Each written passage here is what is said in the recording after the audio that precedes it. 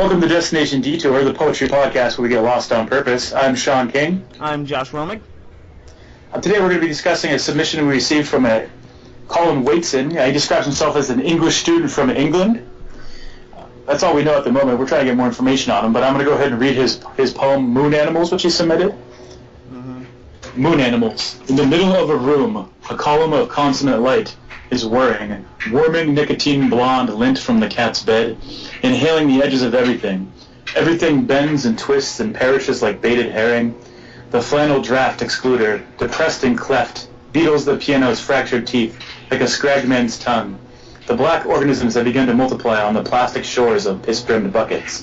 When sunlight strikes up through eggshell shutters, the robots soon assemble on circuits with empty mouths and non-committal camel gravities, pressing on through packed avenues a perpetual inch from promised orgasm. I prefer the moon animals. They're smart enough to play, pretend their riffs, their poems, their paint. Perceptions are immortally important. They're senseless petroglyphs executed in the bellies of dead reservoirs attest the denseness of their sentience. Once a robot, I get evenly drunk on women and video. They divorced the land beyond this cliff of crippled springs when I divorced subtitles. Today, my pilgrimages terminate with tea and peanut porcelain. I won't say I don't wish that sometimes you were here. You'd flow into my twilight world like milk with your long shins, in symphonies of scarves or carcanets, and everyone might recognize us, two people in the sun. But now in the middle of a room, a column of consonant light boomerangs tobacco smoke, creating sacred yin-yangs. They distract me from the cat, who I haven't heard from in a while. I was just thinking that twilight that we thought was a typo at first might be twilit, as in light in the past tense. Twilit. Oh, that makes sense. Yeah. Oh, anyway. Oh my God, this guy. Yeah, it's really good. The guy was my twilight world. Yes, you would flow into my. Okay, that makes more sense. Yeah. You would flow into my twilight. Okay, yeah. It's like the past perfect or whatever. Yeah. Yeah, exactly. Oh man, there's so many good things about this poem. I wish we knew more about this guy. I love the repeated consummate light at the beginning of the poem, at the end of the poem. It really rounds it all out. Yes, especially since it seems like you said, it seems like the one part of it is referring to the day and the other part is referring to night. So it's kind of just like saying that the light is always there, but it's just in different forms. Sort of. Yeah. Wow. Sorry, that'll have to be okay. But let's see. Yeah.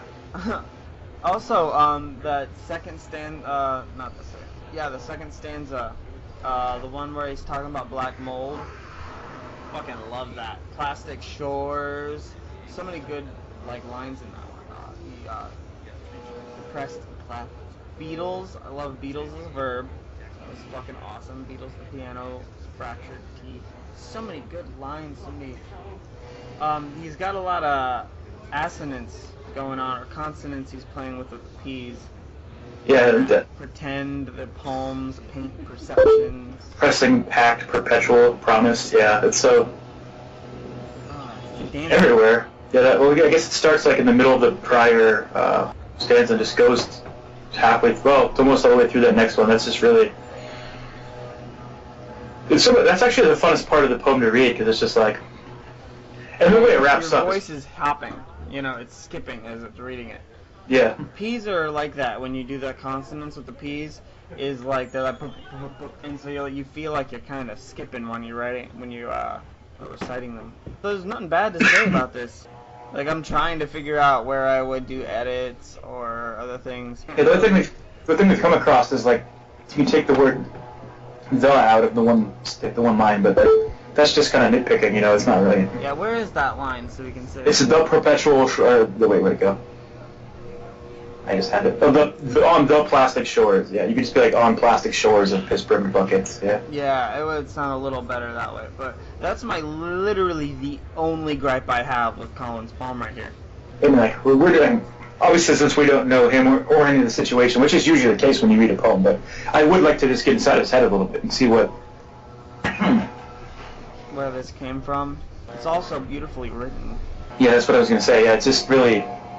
And it's just everything is images. There's no fluff. where he's just pontificating about something. Like it's this, he's just putting you right where he wants you. It's like a sort of a small, like a journey almost. Like, hey, look at this. Like, this is everything you just. I picture everything as I'm reading it. Yeah. Oh, I love writing when it does that. I love when people do that with writing. It's imaging. Like it's concrete image after concrete image, and you're in the room with the smoke. You're in the room with the nicotine blonde lint. You know. And also, that's a great way to describe like lint in light. Lint in light, by the way, is one of my favorite images. Like for some reason, just like lint or dust in light.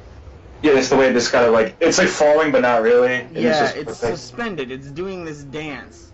I've described it as a waltz of dead skin before. I like that. It sort of gives the air like the quality of water too. You know what I mean? Yeah, there's so many different ways you can talk about it, and you know exactly what that image is.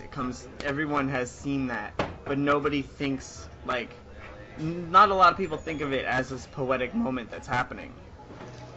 So when it's captured like that, I'm such a fan of those images. He does hear what one of my weaknesses can be when I'm writing poorly, and he does it like well instead of bad. Like when I like one of my friends always tells me, she's like, whenever I write something that's sort of not that strong, she's just like, you're telling me, you need to show me. He doesn't tell you anything here, he shows you everything. Mm-hmm. And so it's not like hearsay. It's like it's like boom, this is it, and you see it. You see everything in your head. So there's nothing. You're not left guessing on anything in here because he's not just kind of like talking at you. It's not like Dean Koontz, like this happened and this happened and this happened. It's really strong poetry.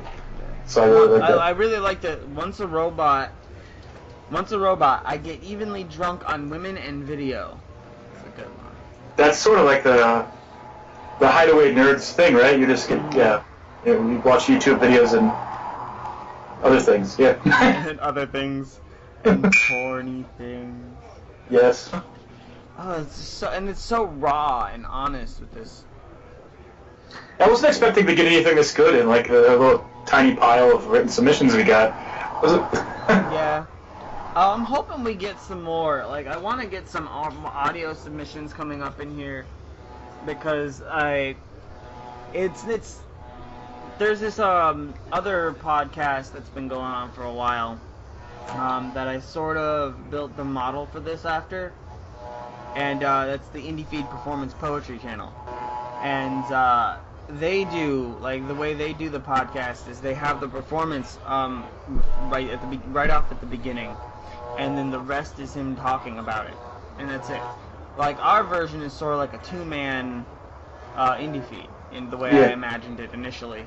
And that's why I wanted there to be audio submissions, so we could have that playing off at the beginning and then all this. And he also like tells you where to find anything, and we can't do that. We can't tell you where to find Collin because all we know is he's from England and does English in England. He's across the pond from us. That's all we know. Yes, he's an Englishman from England, and he's an English student. And holy shit, he's a good writer. This poem is so cool. It's a wonderful little treat. Yeah, actually, I shared this with a couple of my friends just now, and I was like, this is what our episode is going to be about. This poem's awesome. This guy's good, and I just sent it out to like 2 people and stuff. Mm-hmm. Yeah, we'll definitely try to reach out to him, and any further information we'll add on to the episode before it gets put out there. But until then, I'm J.M. Romig. And I'm Sean King. And this has been Destination Detour.